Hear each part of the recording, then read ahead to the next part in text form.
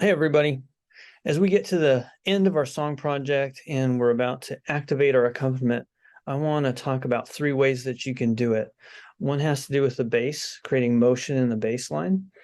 Another is accompaniment patterns. You might know about like arpeggiation or umpa kind of patterns, that sort of thing. Activating the accompaniment through creating a repeated pattern in the accompaniment. And then lastly, third, I want to talk about how you can create fills. So where the melody is either done or sustaining a note, the piano can take center stage, or whatever your accompanying instruments are, they can take center stage and fill the gap and maintain our interest. So bass line, accompaniment pattern, and fills. Now I've got some resources for you, so I'm going to share my screen and let you see this. So I've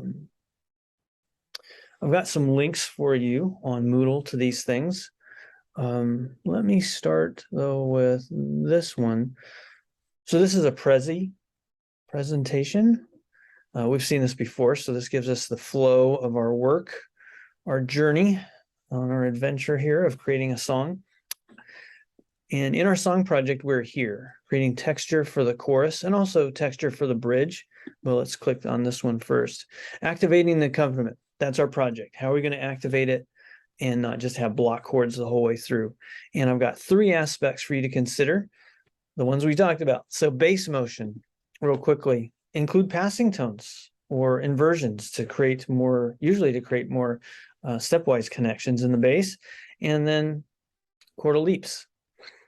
Well, they can be just leaps between two instances of the root, or it could be between a root and a fifth. We'll see some of that in just a moment.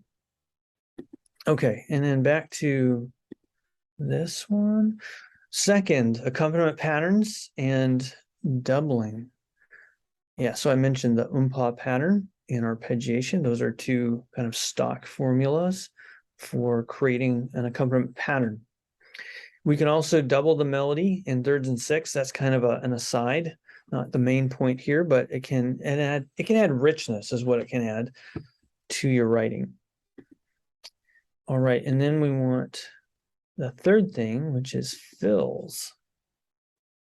As I mentioned, they could be links, and we've talked about these, right? We've talked about moments like between A1 and A2.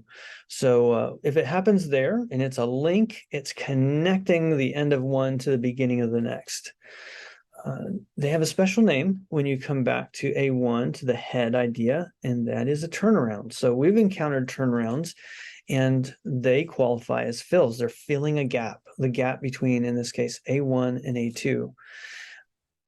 Suffixes are also possible. We've encountered those as well. So you're done with a phrase. Instead of connecting to the next thing, you just, usually it's a reiteration of the cadence. You reiterate a cadence and you kind of tie the bow on that idea. Maybe even just sustain the final chord, but have some melodic activity to keep our interest within the suffix. Either way, those can qualify as fills, filling a gap, filling what otherwise would have been dead air between other events. All right, so chromatic passing motion, yeah, that's a big one in the music we're trying to emulate, usually descending chromatic motion. And then the other one I've listed here, motives. Yeah, so take a motive from the vocal melody and bring it into your accompaniment as a fill. And embellishments, yeah. Oops, I didn't mean to click there. Embellishments, suspensions and appoggiaturas are big ones. So if you've got this chord and you want some activity, you can motivate some of that activity by just having a suspension hanging on and then resolving late. And that might even breed more melodic ideas that make it more engaging right there. So it's not just a sustained chord. There's something that needs resolution, and that keeps our interest, keeps us engaged when other things might not be keeping us engaged because the melody's done or holding a long note. Okay, so this is one resource for you that just gives more of an overview and some ideas, but without illustrating. So this next thing,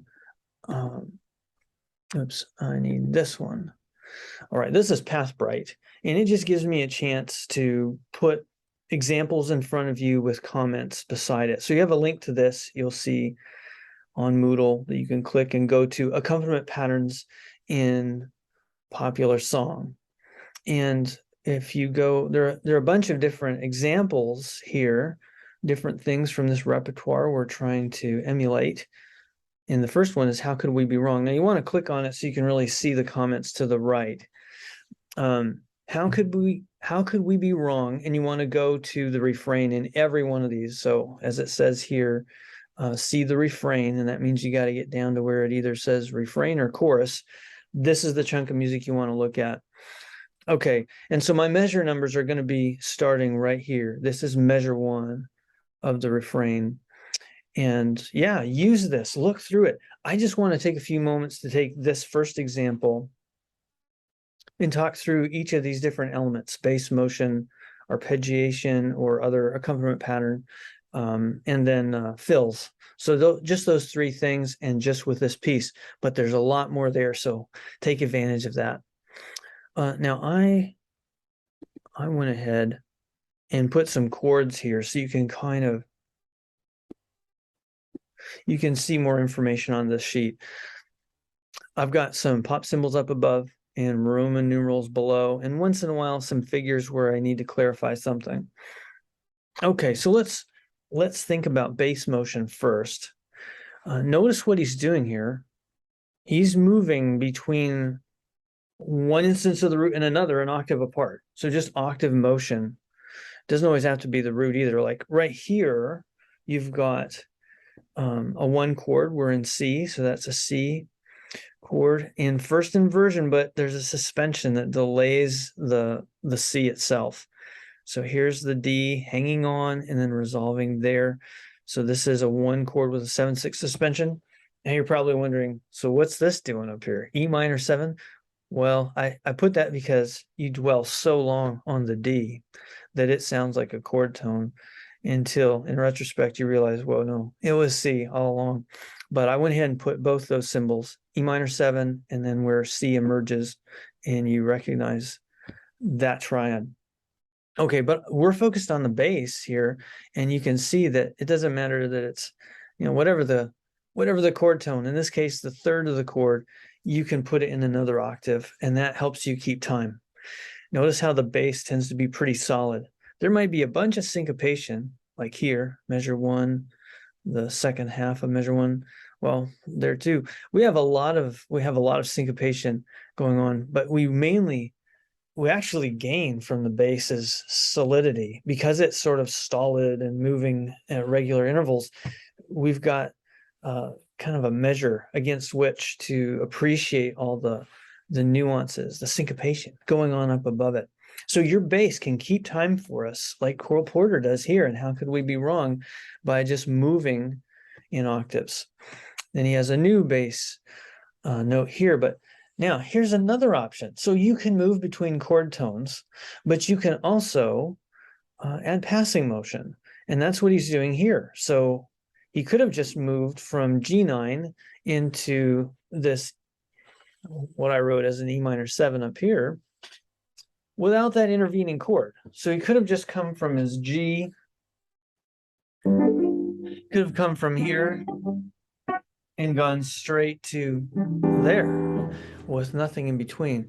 But this adds some motion in the bass, and sounds like this. So if I can get my hands in the right spot. There we go. There's another instance of passing motion that comes up right here. We notice that you've got C as a root, but notice how the bass moves through passing motion into the B flat, which is a chord tone over here. So I've written G minor, so I should really have a slash there to show that another note, not the root, is in the bass, and it's this B flat. We'll talk about that in just a sec, but just for the moment, notice the passing motion and how much that adds. It adds an extra impetus into the downbeat there, measure 4. So let me start right where we left off. So this is measure 3.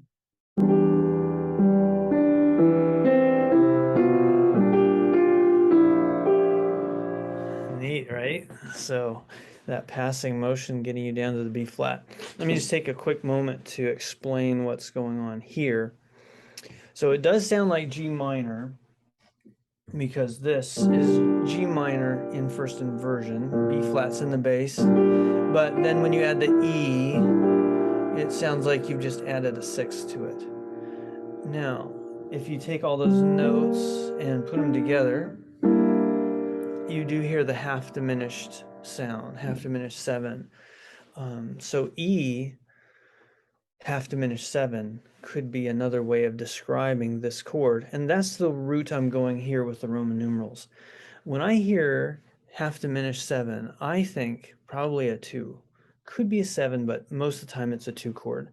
So if E is scale degree 2, then we're in the key of D, and that's exactly what's going on. Notice that you have a 5 of D. Here's your D coming up.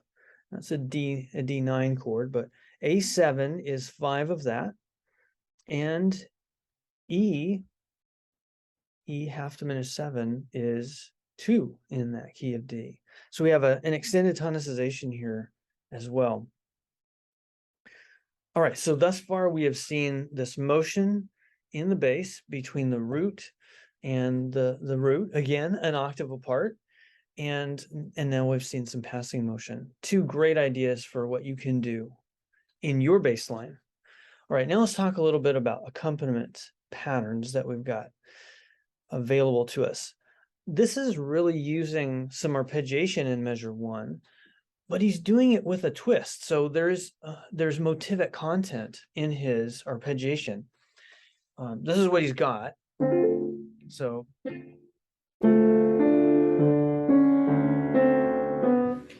but you know, it could have just been that he takes this sound that he's got and arpeggiates through in a more generic way. But by syncopating the way he does, he's alluding to what's going to happen in the melody. In measure 2 here and into measure 3, you've got this "how could we be wrong" idea, which is an awful lot like the in the piano. Notice that happens again here, that rhythm, the syncopation happens. Both are so set on it, how.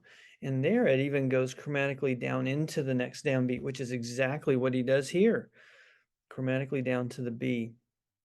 And here again, the melody does the syncopation going down, but then turns the corner, kind of like here.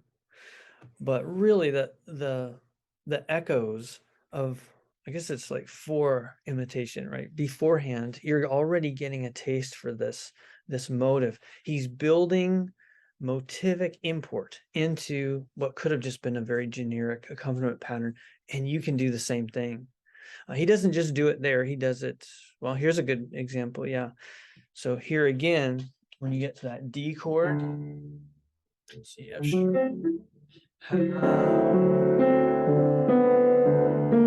he's doing it again. Oh, and I need he's gonna take it down to A so that you get the motive pulling you into the next measure in a compelling way. All right, very cool. Now, sometimes it's got the same rhythm, but this is a little different. This has to do more with doubling. So you can double like here in thirds with the melody and have it sound really, really nice, richer and fuller. Let's see, so we got G. I guess I'll start on the downbeat there. So we got this.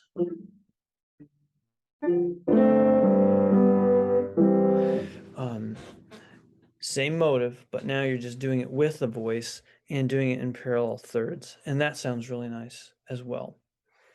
Okay, so bass motion we've checked out, accompaniment pattern. And notice that the accompaniment pattern, it's not that it's there in every measure. Here's a little allusion to it there, so it's there, but sometimes he's just doubling the top part and putting chords underneath, and it's really the activity of those octave leaps in the bass that keeps it rolling. Of course, the melody's very engaging there too. It's when the melody holds out that you tend to get this arpeggiation with a twist happening. Really nice. Okay, so bass, accompaniment pattern, but not consistently used accompaniment pattern. And then the third thing was fills. And so I want to talk about that. In a sense, these are fills because they are filling a gap where the voice holds out a note and becomes less engaging. The piano takes center stage and starts to, or maybe not center stage, but takes some of the attention and gives us something interesting to attend to. But the main fill that I want to talk about happens when A1 ends. A1 ends here with a PAC, but this is measure 7. And as you know, they're usually 8 measure units. So A1 and A2 and all the units, the bridge, chorus 2, all of it 8 measures per unit. So he's going to fill in that 8th measure, thus the fill. Now this fill, I think you'll hear, carries you into the beginning of A2. In other words, it's a link. It's going to connect you up with it. And again, it's that chromatic motion. So this too is kind of a motivic thing, just like the chromatic motions that we've noticed here, moving into the next downbeat. It's happening here too, and solidifying its status as a link. While the syncopated pattern is here as well. So the rhythmic elements of the motive, both rhythmic and pitch, are all involved here. But you'll notice that this is very different kind of writing. Fills often have parallel motion. Instead of doing all the nice voice leading that we expect within the phrase, in the fill, sometimes they're parallel fifths all over the place. And it's when it's like this, where you've got triads moving along, hydroplaning, the whole card just slides. Here it's planing is the word for this, but you take the whole entity, the whole triad or whole seventh chord, whatever it is, and you just move it, you just slide it along. In this case, going upward. They often go up. So you land here after having cadenced on it, and then, oh, I didn't mention this one, but we've seen a lot of octave leaps. Here is a leap from the root to the fifth of the chord, and that's another way to keep things moving. Notice that it syncopates here, and so it's the bass that marks time and gives us something on beat 3. And in this case, it's going to be beat 2, where the syncopation has nothing to ground it. The bass supplies beat 2, and then the melody can play off of it. Okay, so I was here. All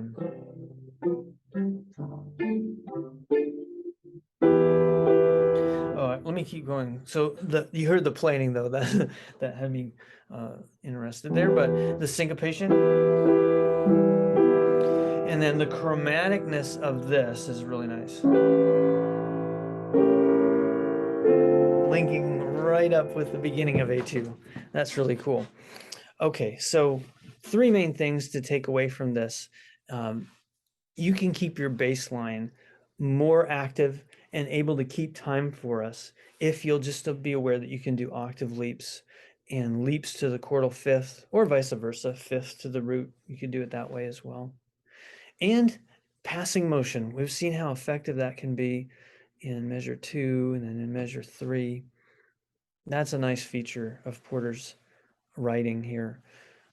Okay, that's number 1. Number 2, we've got accompaniment patterns, arpeggiation or oompa kind of stuff. And you don't have to make it, you can make it oompa with syncopation too, just like Cole Porter here took arpeggiation and gave it rhythmic interest and also some important motivic things in terms of pitch and rhythm.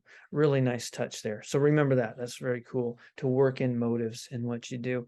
And he worked it into the fill, and that's our third point, is that you can have fills, and that's a really important thing for your piano part that you write out, or whatever instrumentation you use when you perform it. Those accompanying instruments have a chance to really grab the limelight when the voice is done with a phrase, and there's a gap. Fill the gap. Yeah, so fills are a big part of our accompaniment. Okay, so with those three, we've got hopefully a good sense of some things that you can implement in your song as you activate the accompaniment. Now, another thing that we're going to do is we're going to create an introduction and an outro. So intro, outro. You want to set the stage with the intro. A lot of these songs that we've been looking at don't really have one written out. They have what's called a verse, and that's a little different than a typical intro. So I thought, I'm working on two songs, and I'll just show you what I'm doing because I'm having to work through these issues right now. What are you going to do to set the stage? So intro first. Let's take a look. Now, yeah, I've been working on this one here. This is New Heart. Now, in New Heart, I had the melody written years ago, but I just now wrote the accompaniment for it. And that meant, hey, I want to create an intro. So I'm right there with you guys. I'm doing the very same thing here. Now, in this, so the main melody is going to come in here in measure 5. And let's see, I'm in G. The main melody goes, I need a new heart, how much will it be? I need a heart that's clean. And that melody is going to show up in my intro. So I'm already getting it going. At least touches of it, right? So you'll hear that. I've got a recording I'll play. It's from Sibelius, which is pretty lousy, really. But the piano sounds decent in there, but you'll hear it. It's very rhythmically complex, and I'm trying to bring in some of that flavor right from the start in the intro, but I'm also following the progression that will be the progression of A1. Okay, so harmonically I'm setting the stage, and melodically I'm setting the stage. And then even the accompaniment pattern with this ba-ba-da-da thing, that's setting the stage as well. So melody, harmony, and rhythmic activity within the accompanimental pattern. I'm setting the stage for everything in this case. So you might do the same thing. Give us a taste of your melody and the progression and the accompaniment pattern all in one.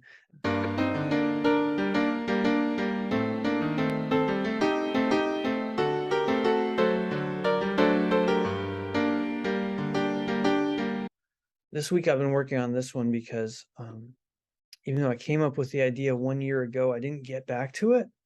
And so I'm writing this song, finishing it out. It's called I Give You Thanks, appropriate for Thanksgiving. And for it, I decided I would just use the accompaniment pattern to set the stage, to be the intro for this song. You'll notice that the bass here is also the bass here. I'm just using it. Now, sometimes I guess I don't have as much activity, like right here. This is not quite the same, but it's really close. So I've stripped it down a little bit. And it looks like I had to... okay, so I did change the progression a little bit toward the end. Forgot that I'd done that. But essentially, I'm setting the stage by giving you the accompaniment pattern and a lot of the chordal ideas as well in that introduction. So this is a little different. You don't get the melody until the voice comes in.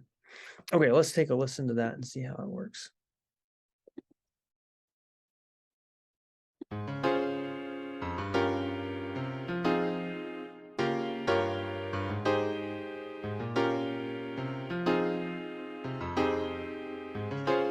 Oh, you know what? I should go on a little further because in this case, so you might want to do this too, where you don't have the melody, I mean, the accompaniment always active. Sometimes, like here, I want it to just sit down, sit on a chord, let it land, and then respond to the voice.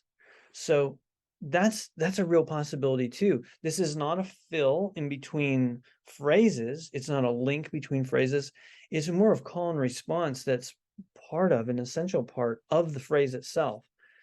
It is filling gaps if you're thinking of it as a gap between two statements in the voice. And so in that sense, it's a fill as well. Yeah, kind of like when a note sustains, you want to fill that space with some activity in the accompaniment. Here, I'm not sustaining, I'm stopping in the voice. Let's see, where were we? I could just let you hear that part. We're somewhere in here. Okay, let me start it and I'll see if I can pick it up there and you'll see what I'm after there.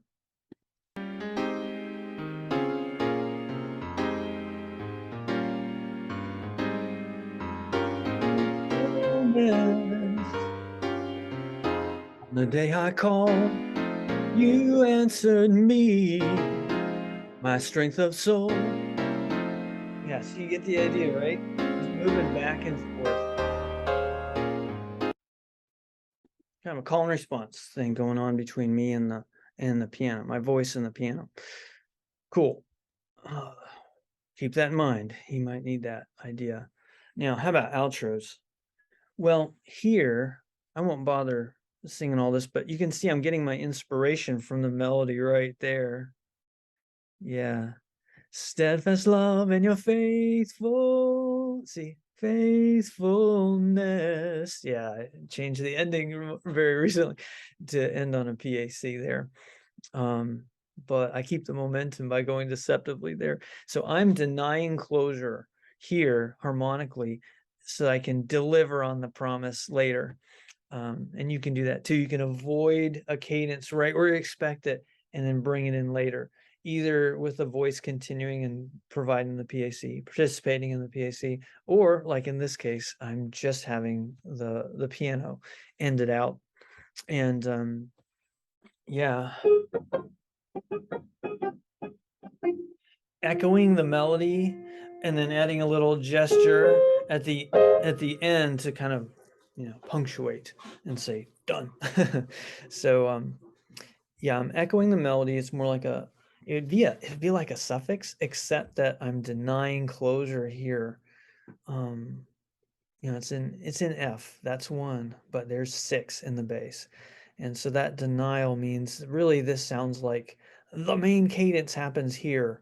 That's the cadence that ends it. And then this is a little suffix to just tack on a yabba bum, to end it out. Okay, so some possibilities there. Think about that. You could do something similar. Now, this one, I kind of steal the show even as it ends. So here's the main cadence, but even as that happens, the piano grabs the melody and this motive comes back here. So there's real melodic content in this as well. And even that ending gesture, the 2, 3, 1, makes it clear that that's the end. And again, now that's kind of wild. It's very similar. I have a little ending gesture that is really a suffix tacked on. Now, um, this whole outro thing, this big, fairly hefty suffix, is truly a suffix in this case. So the outro is a suffix because I've landed here on tonic. There's a PAC, and this just reiterates the cadence in a lower octave here. And then there's a little suffix tacked on to the bigger suffix to be basically a 3-measure outro with overlap here. So you don't have to just land on your final chord and then start your suffix. That's perfectly fine. You can. I do that too. But here I decided to, even as the cadence arrives, already get some melodic content going on in the piano that can grab the ball and run with it and take it a little further, landing on the PAC over here. And yeah, so think about there are a lot of options, many ideas. So get creative, have fun. This is where you get to really spice things up and make it really engaging. All those places where you're just holding a chord in between phrases, that's your chance to shine. Do something amazing and grab our attention and our interest through what you compose.